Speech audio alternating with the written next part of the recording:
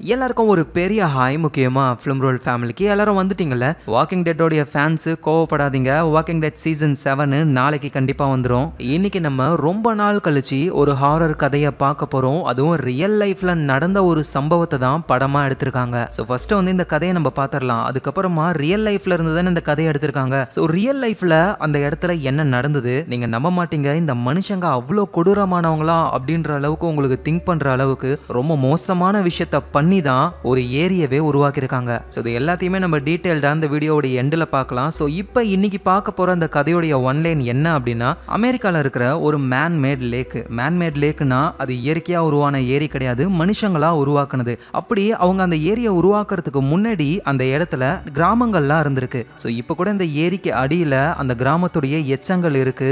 அதோட அடிக்கடி இந்த ஏரிக்கு வர டூரிஸ்ட் ஆளுங்கெல்லாம் இறந்து போறாங்க மர்மமான முறையில். ஸோ இதுக்கெல்லாம் காரணம் என்ன, உண்மையிலே அங்க என்ன நடந்ததுன்றது தான் இந்த படத்துடைய முழு கதையே. ஸோ நீங்க பார்த்துக்கிட்டு இருக்கிறது ஃபிலிம் ரோல். யாரெல்லாம் சப்ஸ்கிரைப் பண்ணலையோ மறக்காம சப்ஸ்கிரைப் பண்ணி உங்க சப்போர்ட்டை கொடுங்க. ஸோ இன்னைக்கு நம்ம பார்க்க போறது என்னன்னா, அமெரிக்கன் ஹாரர் ஸ்டோரிஸ் உடைய லேக்ன்ற ஒரு ஹாரர் கதையை தான் பார்க்க போறோம்.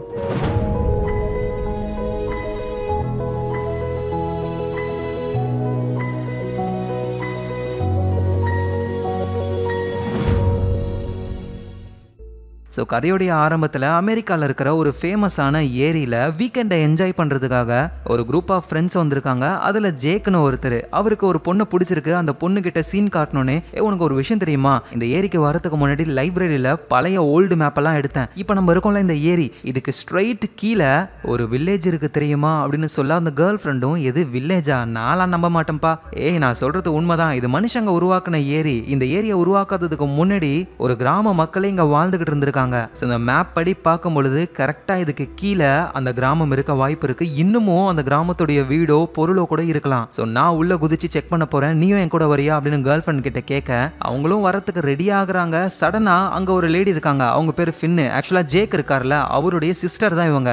ஜேக், நான் உன் கூட வரேன்டா அப்படின்னு சொல்றாங்க. ஜேக்கு கடுப்பாக்குறாரு, லூசா அக்கா, நான் அவ கூட எப்படியாவது ஜாலியா தண்ணிக்குள்ள குதிச்சு சுத்தி பார்க்கலான்னு பார்த்தா நீ எதுக்கு கூட வர? டேய், உன் லவ் எல்லாம் நீ வேற எங்கேயாவது வச்சுக்கோ, நீ சொன்னது ரொம்ப இன்ட்ரெஸ்டிங்கா இருக்குடா, நானும் கீழே வந்து பார்க்கணும்னு ரொம்ப ஆசைப்படுறேன். சோ வா நம்ம ரெண்டு பேரும் போலாம் அப்படின்னு சொல்ல, ஜேக்குக்கும் வேற வழி இல்ல, சரி வா போலாம் அப்படின்னு சொல்லி ரெண்டு பேருமே தண்ணிக்குள்ள குதிக்கிறாங்க. அப்படியே உள்ள நீச்சல் அடிச்சு பாக்குறாங்க. இந்த இடத்துல வந்து அவ்வளவா ஏரி ஆழமா இல்ல. சோ அப்படியே உள் நீச்சல்லையே நீந்திக்கிட்டே உள்ள ஏதாவது இருக்கான்னு தேடிக்கிட்டே இருக்காங்க. அடிக்கடி மேல வந்து பிரீத் பண்ணிட்டு திரும்ப கீழே போயிட்டு தேட ஆரம்பிக்கிறாங்க. அப்படிதான் ஒரு சின்னதா ட்ரைசைக்கிள் ஒண்ணு இருக்கு. அதை பார்த்த உடனே அவங்க புரிஞ்சுக்கிறாங்க, கண்டிப்பா இங்க ஒரு வில்லேஜ் இருந்திருக்கு அப்படின்னு. சோ தொடர்ந்து இவங்க தேடும்போது தான் ஜேக்க வந்து ஒரு சைன் போர்டை கண்டுபிடிக்கிறாரு. அதை பார்த்த உடனே அவங்களுக்கு அவ்வளவு சந்தோஷம். இதை மேல ஃப்ரெண்ட்ஸுங்க கிட்ட காட்டலாம் அப்படின்னு சொல்லி ஜேக்கு மேல நீந்தும் பொழுது டக்குன்னு ஏதோ ஒரு கை வந்து ஜேக்கோட காலை பிடிக்குது. அவர் மேல வராத மாதிரி பிடிச்சி இழுக்குது. இதை ஜேக்கோட சிஸ்டர் ஃபின்னும் பாக்குறாங்க. ஜேக்கை பிடிச்சி இழுக்க ட்ரை பண்றாங்க, அவங்களால முடியல. உடனே மேல நீந்தி வந்து போட்ல இருக்கிற அவங்க ஃப்ரெண்ட்ஸ் கிட்ட, ஜேக் கீழே மாட்டிக்கிட்டான், சீக்கிரம் ஹெல்ப் பண்ணுங்க அப்படின்னு கத்திட்டு திரும்ப அவங்க கீழே போயிட்டு ஜேக்கை காப்பாத்தலான்னு பார்த்தா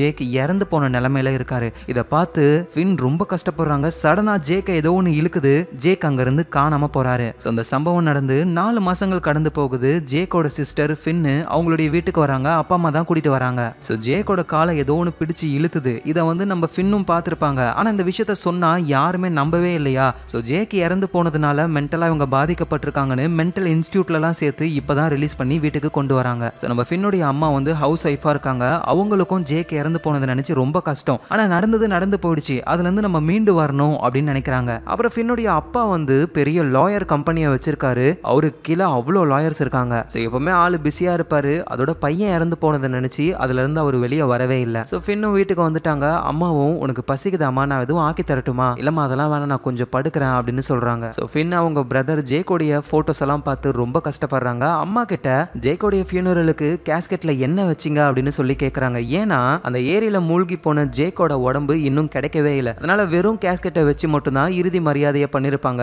அதுக்குள்ள என்ன வச்சிங்க அப்படின்னு சொல்லி கேட்கும்போது தான் அம்மாவும், எல்லாமே ஜேக்குக்கு பிடிச்ச விஷயங்கள் தான், அவன் சின்ன வயசுல எழுதின எஸ்ஸே, அவனுடைய போக்கிமான் கார்ட்ஸ், அப்புறம் அவனுடைய ஃபேவரட் ஷூஸ், இது எல்லாத்தையும் தான் வச்சோன்னு சொல்றாங்க. இன்னும் அம்மா கிட்ட, அம்மா நான் பார்த்தது எல்லாமே உண்மைமா, ஏதோ ஒன்று வந்துதாம்மா அவன் காலை பிடிச்சு இழுத்துதுன்னு சொல்ல, அம்மா உடனே, எங்க பாரு ஃபின், நீ குழப்பத்துல இருக்க, உனக்கு அப்படிதான் தோணும், கொஞ்சம் நீ ரெஸ்ட் எடு, எதுவா இருந்தாலும் நீ சரியானதுக்கு அப்புறம் பாத்துக்கலாம்னு சொல்றாங்க. ஸோ அப்புறம் அம்மா அவங்களுடைய ரூமுக்கு வராங்க. குளிக்கலாம் அப்படின்னு சொல்லி பாத் டப்ல தண்ணியெல்லாம் திறந்து விட்டுட்டு குளிக்கலான்னு போகும்பொழுது திடீர்னு அந்த தண்ணி தண்ணிக்குள்ள இருந்து ஒரு கை வந்து அம்மாவை பிடிக்குது. அவங்க பயந்து போறாங்க. அப்புறம் மெதுவா பாட்டப்குள்ள என்ன இருக்குன்னு பார்க்க போகும்பொழுது அதுல ஒண்ணுமே இல்ல. சோ அடுத்த நாளே அம்மா அந்த ஏரியை பத்தி இன்டர்நெட்ல சர்ச் பண்ணும் பொழுதுதான் அந்த ஏரி ஒரு சபிக்கப்பட்டது, காரணமே இல்லாம மர்மமான முறையில நிறைய பேர் அங்க இறந்து போயிருக்காங்கன்ற விஷயத்த அவங்க புரிஞ்சுக்கிறாங்க. இதை பார்த்துக்கிட்டு இருக்கும் போதே பின்னாடி இருந்து ஒரு கை அவங்கள பிடிக்குது. பயந்து போய் திரும்பி பார்த்தா அது அப்பா தான். நீ என்ன பண்ணிக்கிட்டு இருக்க அப்படின்னு கேட்க, இந்த மாதிரி சர்ச் பண்றதெல்லாம் சொன்னா அவர் கோவப்படுவாருன்னு அம்மா எதுவும் சொல்லாம, இல்ல நான் வேலைக்காக பார்த்துக்கிட்டு இருக்கேன். ஓ அப்படியா,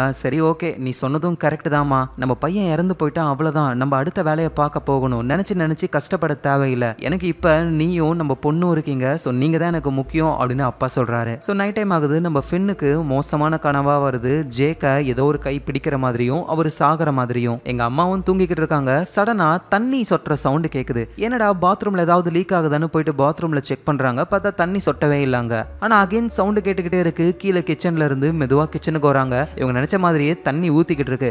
அதை ஆஃப் பண்றாங்க. திரும்ப ஆன் ஆகுது. அகைன் திரும்ப ஆஃப் பண்றாங்க. சடனா வெளியே இருந்து ஏதோ ஒரு சவுண்ட். என்னடான்னு வெளியே போய் பார்த்தா ஸ்விம்மிங் பூல் கிட்ட தண்ணி லீக் ஆகிட்டு இருக்கு. அதை ஆஃப் பண்றாங்க இவங்க. அப்புறம் மெதுவா அப்படியே நடந்து வரும்போது அப்படியே திரும்பவும் தண்ணி லீக் ஆகி வலியுது. பின்னாடி இருந்து இறந்து போன ஜேக்கோடைய குரல் கேக்குது, அம்மா என்ன காப்பாத்துங்கன்னு. இவங்க சடனா திரும்பி பாக்குறாங்க. அப்படியே அழுகி போன நிலைமையில ஜேக் இருக்காரு. அம்மா என்ன காப்பாத்துங்கன்ற மாதிரி. சோ இதெல்லாம் பார்த்து அம்மா பயந்து போறாங்க. அடுத்த நாளே அப்பா கிட்ட இந்த விஷயத்தெல்லாம் சொல்ல அவரு நம்பவே மாட்டாரு. இங்க பாரு, உனக்கு கனவு வந்திருக்கு, பையனையும் நினைச்சுக்கிட்டு இருக்க.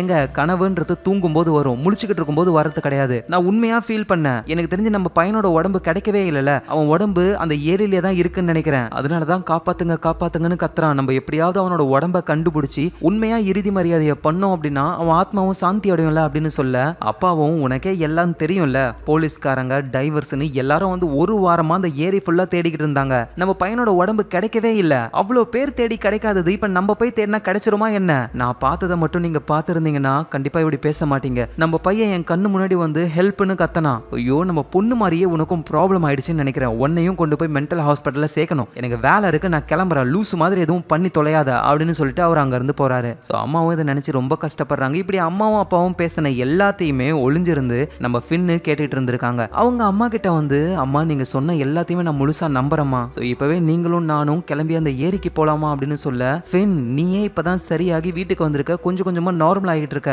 இந்த நேரத்துல திரும்பவும் அந்த ஏரிக்கு போறது வேலைக்காவாது. ஆனா அம்மா நான் சரியாகலமா, இன்னும் தினமும் கனவுல ஜேக்க பத்தின ஞாபகமா தான் வருது. ஜேக்கோட உடம்ப கண்டுபிடிச்சி அவனுக்கு இறுதி மரியாதையை பண்ணாதாமா என் உடம்பு சரியாகும். அதோட ஜேக் எந்த இடத்துல இறந்து போனான்னு எனக்கு எக்ஸாக்ட் லொகேஷன் தெரியுமா. ஸோ அதனால நான் உங்க கூட வந்தா ஹெல்ப்பா தான் இருக்கும், வாங்கம்மா போலாம் அப்படின்னு சொல்ல அம்மாவும் ஓகேன்னு சொல்றாங்க. இவங்க கார் எடுத்துக்கிட்டு அந்த லேக்குக்கு போக ஆரம்பிக்கிறாங்க. ஸோ அந்த லேக்லயே இவங்களுக்குன்னு சொந்தமா ஒரு வீடு இருக்கு. அந்த வீட்டுக்கு போறாங்க.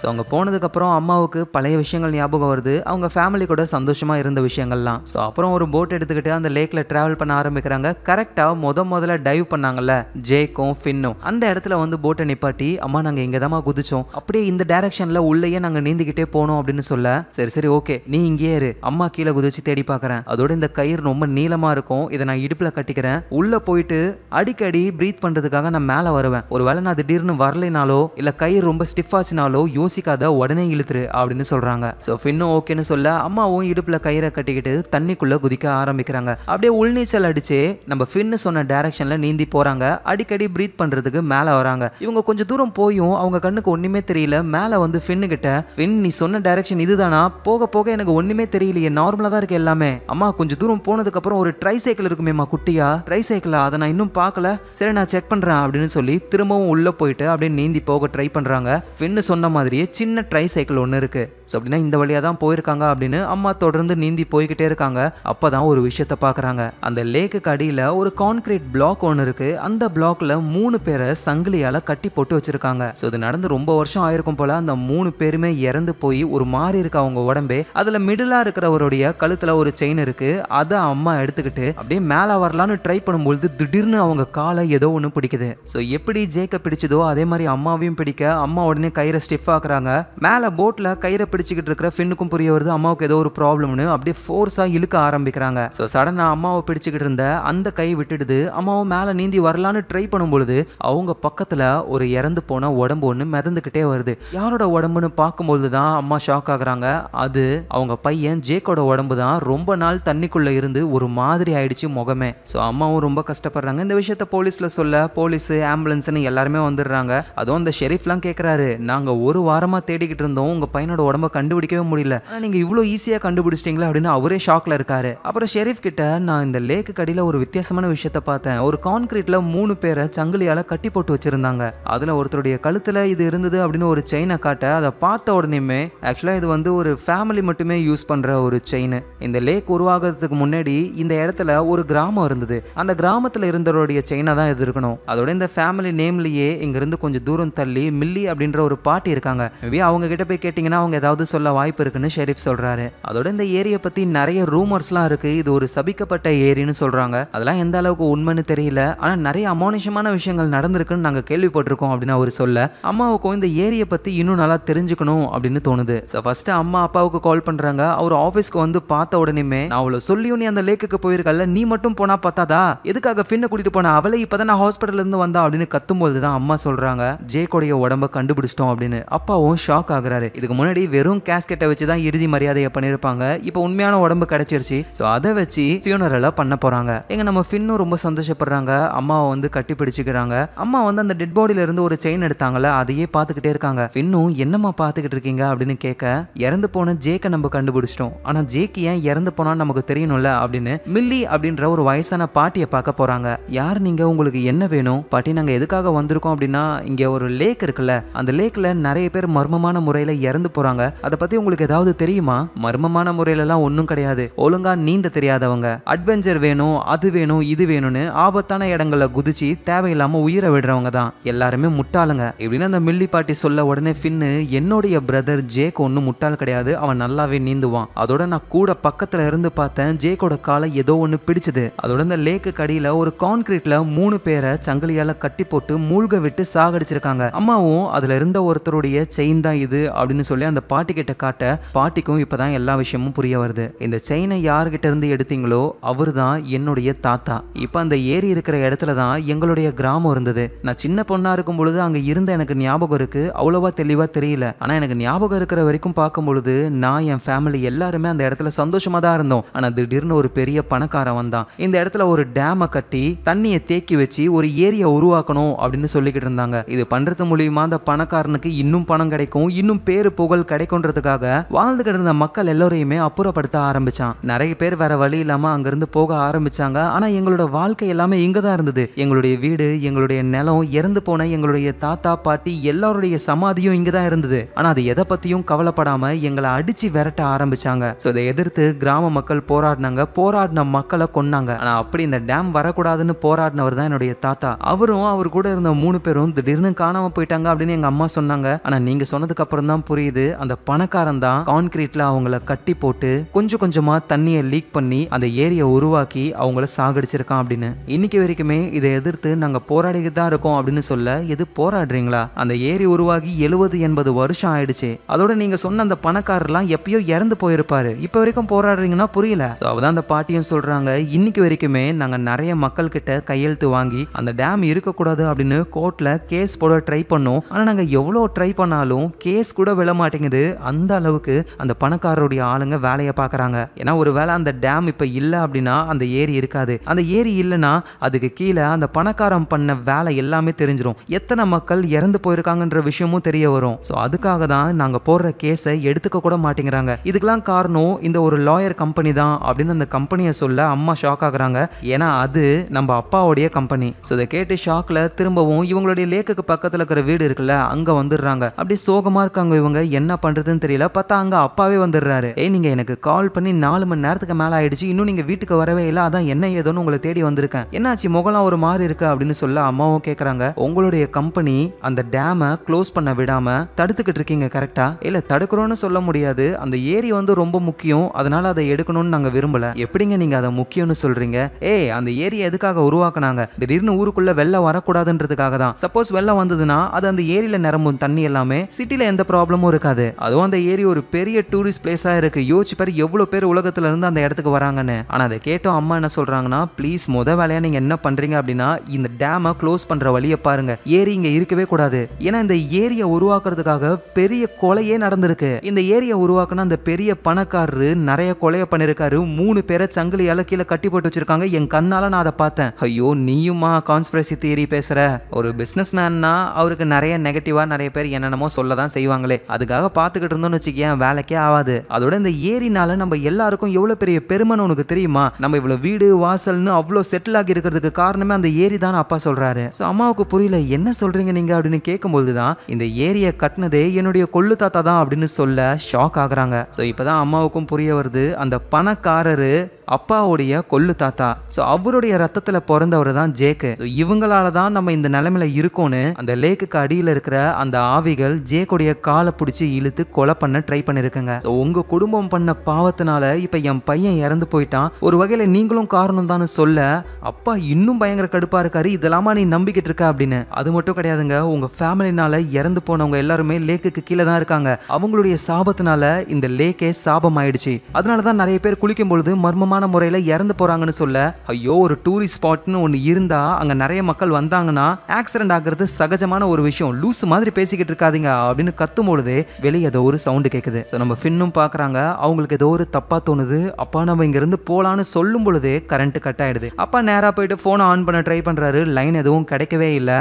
அப்பதான் வெளியே லேக்கு, ஏன்னா இந்த வீட்டுக்கு பக்கத்துலேயே அந்த லேக் இருக்கு, அந்த லேக்ல ஏதோ ஒரு சவுண்டு கேட்குது. மெதுவாக இவங்க வெளியே அந்த லேக்கை பார்க்கும்போது தான் தண்ணி அப்படியே அசையுது. அந்த லேக்குக்கு கீழே இருக்கிற அந்த வில்லேஜ்ல இறந்து போன மக்கள்லாம் அப்படியே ஆவியா ஒரு ஜாம்பி மாதிரி நடந்து வர ஆரம்பிக்கிறாங்க. ஸோ அதை பார்த்த உடனேயுமே இவங்க எல்லாரும் பயப்பட ஆரம்பிக்கிறாங்க. அப்பாவும் இப்பதான் எல்லாமே உண்மை அப்படின்னு நம்புறாரு. ஸோ வெளியே வர அந்த ஆவிகள் ஸ்ட்ரைட்டா இவங்க வீட்டை சுத்து போட ஆரம்பிக்குதுங்க. வெளியே இவங்க தப்பிச்சு போக ட்ரை பண்றாங்க, ஆனா அப்பாவும் இவங்களை சுத்தி நின்றுகிட்டு இருக்குங்க. ஸோ அப்பா போயிட்டு சண்டை போட ட்ரை பண்றாரு, அவரால் முடியல. ஆனா அம்மாவையும் ஃபின்னையும் வந்து அந்த ஆவிகள் எதுவும் பண்ணல. அப்பா கூட மட்டும் சண்டை போட்டு அப்படியே அவரோட கை காலெல்லாம் பிடிச்சுக்கிட்டு அகைன் அதுங்க திரும்பவும் அந்த லேக்குள்ள நடந்து போக ஆரம்பிக்கிறாங்க. எங்க அம்மாவும் ஃபின்னும் கத்துறாங்க, ஆனா என்ன கத்தியும் ஒரு பிரயோஜனமும் இல்ல. அதுங்க அப்படியே நேரா தண்ணிக்குள்ள கொண்டு போய் அப்படியே தண்ணிக்குள்ள போயிடுதுங்க. அவ்வளவுதான், அப்பா இறந்து போயிடுறாரு. ஸோ எங்க அம்மாவும் ஃபின்னும் ரொம்ப கஷ்டப்படுறாங்க. இதுக்கப்புறம் நம்ம என்னமா பண்றது அப்படின்னு சொல்லி கேட்க, தெரிஞ்சோ தெரியாமலோ நம்ம இந்த பாவம் செஞ்ச குடும்பத்து கூட ஒன்னாயிட்டோம், அதனால இந்த குடும்பம் பண்ண தப்ப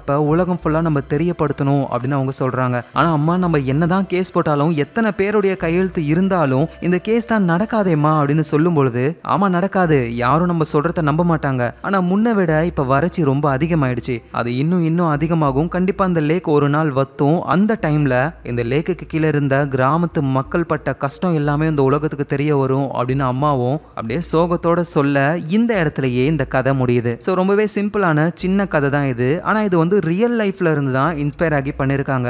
ரியல் லைஃப்ல அந்த ஏரியோடைய பேர் என்னன்னா அமெரிக்காவுடைய அட்லாண்டால இருக்கிற லேக் லெனியர்ன்ற ஏரி தான். ஸோ நிறைய பேர் அந்த ஏரியை பத்தி நார்மலா சொன்னாலும் உண்மையிலேயே அந்த ஏரி இருந்த இடத்துல நிறைய வில்லேஜஸ் இருந்தது. அதுல முக்கியமா ஆஸ்கார் வேலின்ற ஒரு வில்லேஜ் ஒன்று இருந்தது. ஸோ அட்லாண்டாவுக்கு வர ஒரு ரிவருக்கு நடுவில் டேமை கட்டி அதோடைய தண்ணியெல்லாம் தேக்கி வைக்கிறது தான் இந்த லேக்கே. ஸோ இந்த லேக்கை கட்டினதுக்கான முக்கியமான ரீசன் ஃப்ளட் வராது, ஏன்னா தேவையான தண்ணி எல்லாமே இங்க வந்துடும். அதுவும் ஒரு சாதாரண ஏரி கிடையாது, இது ரொம்ப பெருசு. ஸோ இவ்வளோ பெரிய ஏரியை உருவாக்குறதுக்காக எல்லா டவுனு கிராமத்தில் இருக்கிற மக்களையும் வெளியேற்ற ஆரம்பிச்சாங்க. முக்கியமா ஆஸ்கார் வேலி இருக்குல்ல, அதுல இருந்த மக்கள்லாம் முடியாதுன்னு சொன்னாங்க. ஏன்னா அது அவங்களோட வாழ்ந்த இடம், அவங்களோட வீடு, அவங்களுடைய சொந்தங்கள் இறந்து போனவங்களுடைய சுடுகாடு எல்லாமே அங்கதான் இருக்கு. திடீர்னு காலி பண்ண சொன்னா எப்படின்னு முடியாதுன்னு சொன்னாங்க. ஸோ அதுக்கப்புறமா அந்த மக்கள் எல்லாரையுமே வெளியேற்றிட்டு அதுக்கப்புறம் தான் இந்த லேக்கை கட்டினதா சொன்னாங்க. ஆனா உண்மை என்னன்னா அந்த லேக்குக்கு அடியில நிறைய இறந்து போன பிணங்கள் இருந்தது. அது என்ன சொன்னாங்கன்னா அந்த சுடுகாட்டுல இருந்த பிணங்கள் அப்படின்ற மாதிரி சொன்னாங்க.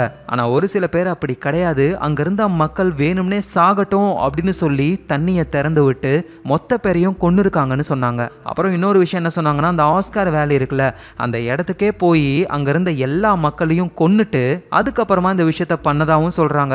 உயிரோட காலி பண்ணாங்களோ இல்ல அந்த கொலையை மறைக்கிறதுக்கு பண்ணாங்களோ என்னவோ தெரியல. ஆனா நிறைய மக்கள் நம்புறாங்க கண்டிப்பா அங்க வாழ்ந்த மக்களை இவங்க கொலை தான் பண்ணிருக்காங்க அப்படின்னு. இதை ஸ்ட்ராங்கா அவங்க சொல்றதுக்கான ரீசன் என்ன தெரியுமா? அந்த ஆஸ்கார் வேலின்ற இடத்துல வாழ்ந்தவங்க கருப்பினத்தை சேர்ந்த மக்கள். 1950களெல்லாம் இந்த கருப்பின மக்கள் மேல எவ்வளவு வெறுப்பு இருந்ததுன்னு நமக்கு தெரியும். ஸோ அந்த மக்கள் வாழ்ந்த இடத்துல ஏரியா உருவாக்கியிருக்காங்கன்னா கண்டிப்பா அவங்க கொலை தான் பண்ணிருக்கணும்னு நிறைய பேர் சொல்றாங்க. ஸோ அப்படி அந்த மக்கள் இறந்து போய் அதுக்கு மேல உருவான அந்த ஏரியே சபிக்கப்பட்டதா இருக்கு அப்படின்னு நம்ப ஆரம்பிச்சாங்க. ஸோ அதுக்கு ஏத்த மாதிரியே அந்த ஏரியை திறந்ததுல இருந்து இப்ப வரைக்குமே 700 பேருக்கு மேல மர்மமான முறையில இறந்து போயிருக்காங்க. அதுல தப்பிச்சவங்க எல்லாம் என்ன சொல்றாங்கன்னா, என் காலை பிடிச்சி ஏதோ ஒன்று இழுத்துது அப்படின்ற மாதிரி சொல்றாங்க. அந்த கதையை எடுத்த டைரக்டரும் ஒரு பணக்காரன் கேரக்டரை வச்சு அவன் அங்க இருக்கிற ஆட்களை கொல்ற மாதிரி தான் எடுத்திருப்பாரு. யாராவது ஏதாவது கேட்டாங்கன்னா பாஸ் இது கதை கற்பனைன்னு சொல்லிக்கலாம், ஆனா அவரும் நம்புறாரு அங்க இருந்த கருப்பின மக்களை கொன்னு இருக்காங்க அப்படின்னு சொல்லி. அவ்வளவுதான் கைஸ், கண்டிப்பா இந்த படம் பிடிச்சிருக்கும். நாளைக்கு வாக்கிங் டெத்தோடைய சீசன் 7 நம்ம பார்க்கலாம். ஆனா அதுக்கு முன்னாடி நீங்க பார்த்துக்கிட்டு இருக்கிறது உங்க ஃபிலிம் ரோல். மறக்காம ஃபிலிம் ரோலை சப்ஸ்கிரைப் பண்ணி உங்க சப்போர்ட்டை கொடுங்க.